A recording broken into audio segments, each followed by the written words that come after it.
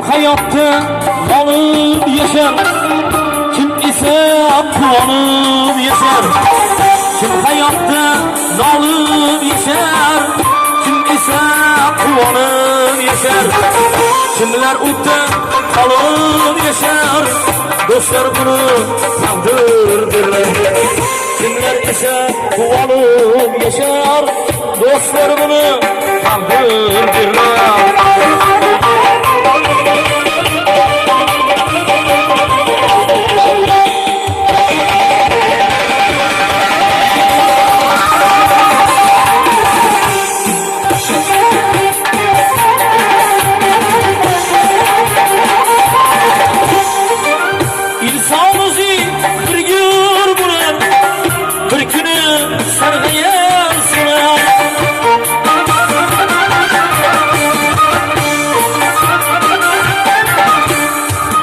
İnsanımızı bir gün bular, bir günü sargayar sular.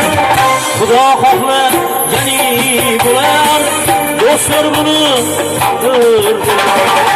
Xudo xohlar yani bular, dostlar bunu takdirdirlar.